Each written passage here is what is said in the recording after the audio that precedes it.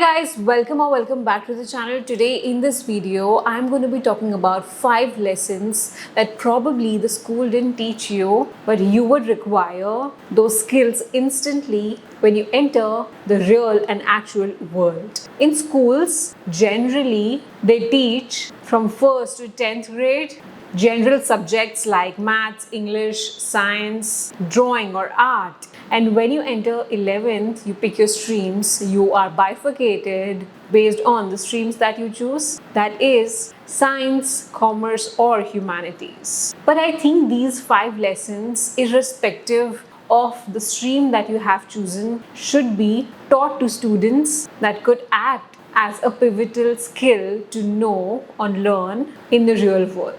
Talking about the number 1 lesson, that is managing money. So it doesn't matter if you are a corporate employee, a startup employee, a lawyer, a doctor or an engineer, depending on any of the stream that you pick in, you need to learn how you can manage money. So when you enter the real world and when you start adulting, you will realize how everything revolves around money. To understand this, you need to first understand the concept of money that in schools till 12th standard we don't really talk about. So before there was the concept of money, we used to barter things. So in exchange of maybe X thing, we would exchange Y, and we had no currency to use to buy things for our consumption. And slowly and gradually, when there were a lot of loopholes in this barter system, that is when the concept of money was invented. People started inventing currencies and using currencies to consume basic necessities. And now money has become a very important and integral part of our lives and ecosystem. But we should understand also there are a lot of mental blocks that society has conditioned us against money, that money is evil, having money is a zero-sum game, you cannot earn as much, and many such other energies are surrounding money that the society has conditioned us. But money actually in reality is a neutral tool. It is not good or bad or evil to anyone. Money treats you exactly how you treat money. If you use it very wisely, it's going to stick with you in the rainy days. And if you abuse it when you have enough money or your pocket money, you will not have enough money saved up on your rainy days. So personal finance is a topic that you should read more and more on to understand how you can manage money after you start earning, irrespective of any field that you are in, no matter what way of your income stream is. Apart from that, so usually earlier people started earning after they completed their degree, but now since the wave of freelancing, many students have started earning and doing side hustles with their degree in their bachelor's or in their master's. So one aspect is, if you earn, let's take for an example 10,000 a month, or if you earn 1 lakh a month, no matter the number, how you treat your 10,000 income is the exact same way you're going to treat your 1 lakh of an income or any income that you generate. So it's best to develop discipline right from the day one of when you start earning money. So there's a standard rule of 50, 30 and 20, wherein 50% of your income you invest in your basic needs, 30% of your income that you make you invest in your wants, and 20% you save up for your rainy days. And this 50, 30, 20 rule is applicable to any income that you generate, or if it is low or large amount. Like I mentioned in this video, money is a neutral tool. So to have a healthy relationship with money, you should be knowing exactly where your money is going. So it's best to track your money that you have spent in an Excel sheet or in a notebook to understand and evaluate where exactly your money is going. So these are some best practices that you can adopt as soon as you start making your first income. To know more about having a healthy relationship with money, I definitely recommend watching this particular video, wherein in depth I've talked about building a healthy relationship with money. Moving on to the next lesson, that is developing self-confidence. confidence. Now, when you go out in maybe your college or your post-grad college, studying will not just be the part. Apart from that, you'll be engaging in extracurricular activities like taking parts in events, fests, doing college assignments, group assignments, and the evaluation will not be based on what answer you've written in your answer sheet, but it would be on the overall personality. And your undergrads and your postgrads are very crucial years in your life because that acts as a strong foundation of how your life or your next decade is going to be.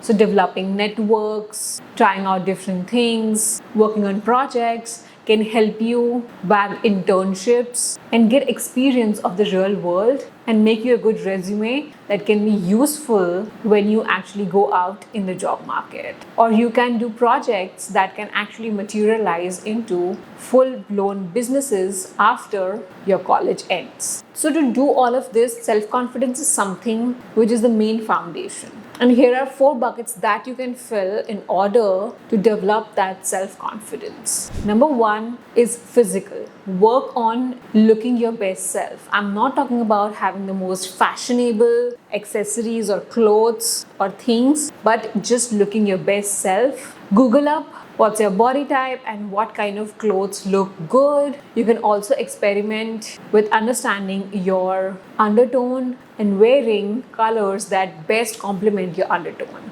because the physical appearance is something that has a huge impact on our self-confidence. Apart from that, you can also work on your nutrition and exercise that gets you more energy and stamina to do things, because these years you're going to be juggling a lot of different tasks. I remember while I was in my MBA, it was as good as having a full-time job because we had so many lectures and we had so many assignments, and I couldn't afford to be ill and eating junk in those years. So what you eat is exactly how you feel. So if you are feeding your body junk, you will feel like junk. The next bucket is mental. That is filling in information apart from the books, like self-development books, wherein you develop skills like managing your time efficiently, being more productive, being more efficient, and knowing about behavior that can help you deal with other people in maybe your class, your group, or with your professors. Take as much as knowledge in so that you have enough to talk about when you are in public. Apart from that, developing a habit of meditation is also something that will help you manage and juggle through many of these things. Now, this is something that I'm going to talk in detail about in a couple of seconds. Next, move on to the next bucket, which is the social and the service. Now, this is the time to give back to the society because you have taken enough from the society, wherein you can be kind and helpful towards others. You can also volunteer at some of the NGOs your college is associated with. This will help you boost up confidence and it will help you practice kindness that will fill your bucket and make you more confident. And lastly is practicing spirituality. This will act as a safeguard against the stress, anxiety, and overthinking you will be encountered with, because this is the phase wherein we are thinking about our career and where we will be in the next 10 years. So it creates a lot of stress and anxiety. So spirituality is the tool to manage all of the mental health issues that you might be facing. Passing out the school will get you in a place wherein you will have to take a lot of decisions. But decision-making skill is something that we don't learn in school. So here is a way that you can decide which is the best route to take. And this is how exactly I've been taking decisions all my life. So have no more than 3 options for one particular decision. Let's call them A, B, and C, and decide on 5 parameters that you want to evaluate each of the decision option against. Let's call these parameters as 1, 2, 3, 4, and 5. So you have 3 options and you'll be weighing all of these options on 5 parameters. So write down each and every point in all of these columns and at last give each option ranks for each of the parameter. And when towards the end total all the points that you have given to each of the parameter for single option. Following the same process, you will have 3 numbers in front of you, and in front of every option you will be able to give a quantifiable number that will help you determine which option is best suitable for, because whenever we quantify something, the decision is comparatively easier as compared to when we are pitting against the pros and cons. So clearly by the end of doing this particular exercise, you will have one clear winner that is ranking well on all of these 5 parameters. So let's take for an example, you have 3 different colleges and then you weigh all of these colleges on 5 parameters and give ranks for each of the option for each of the parameter, and towards the end you will have scientifically come to a conclusion that which college that you should be picking, provided you have an admission letter from all of the 3 colleges. This is exactly how you make decisions scientifically. And this is a skill that you can implement at every decision that you are taking in your life. And I'm sure if you follow this process or follow this exercise, you will never make a wrong decision. And you'll be also saved by taking any wrong decision. You might have heard about intelligence quotient in your school, but I'm sure you might not have heard about emotional quotient. With so much of competition and so many options available, and also the pressure of social media is resulting into mental health problems in students as well. And this can be diagnosed and this can be seen in the form of stress, anxiety, overthinking, or even depression in some worst cases. So having a high EQ is something that will help you deal against all of these mental health issues. So here's how you can develop a high EQ to combat all of these life situations. Number 1 is to be self-aware. Self-aware about your strengths, about your weaknesses, about your actions, about your emotions, and practice detachment from all of your thoughts to give yourself and walk yourself out into any given situation. I know this is something which takes huge practice, but slowly and gradually, if you take step 1, you will be better at knowing and being more self-aware. To be more self-aware, you can practice meditation, journaling, or being just away from social media, or indulging into any kind of hobby, or diverting your mind into something that makes you really happy. We are in the constant quest of either working on a group assignment or studying for an exam, or maybe trying to earn that extra money or hang out with friends and maintain our social life in the college that we have newly found. But it's also important to spend time with yourself and knowing more about yourself to help you detach and be more self-aware. The next step of being self-aware is to regulate your emotions. I'm sure you might be feeling a lot of emotions like overthinking, overwhelm, anger, and a lot of different emotions. It's best to regulate those emotions and not let those emotions overpower yourself and rule you.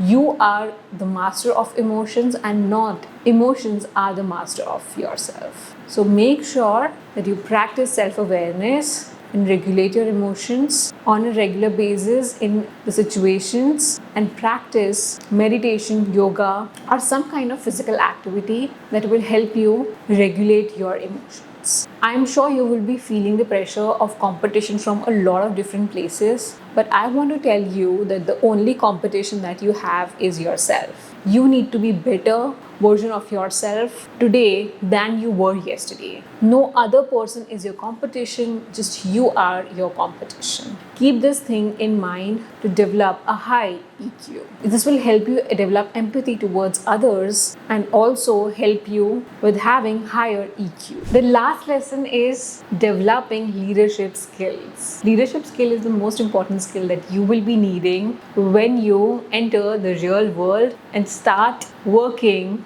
either in a corporate setting or a startup or your own business or freelancing or whatever that you decide to take up as your career. Leadership skill is something that will go hand in hand in each and every profession. You can start by becoming a competent individual or being the best version of yourself, because when you are the best version of yourself, that's actually the starting point of having good leadership skills, because you can lead yourself. Step number 2 would be to become a contributing team member in your college assignment or in your work, or helping others achieve their tasks. Because a leader is someone who not only does his own work but also helps others do their work and shows them the way. All good leaders like Narendra Modi, Ratan Tata are showing people the way, the country the way to become the better versions of themselves. The next is you can also display leadership skills when you are part of a group project, because in colleges you will be a part of a lot of group projects for group assignments and evaluations. So it's good to practice your leadership skills in those group assignments. This will also help you network better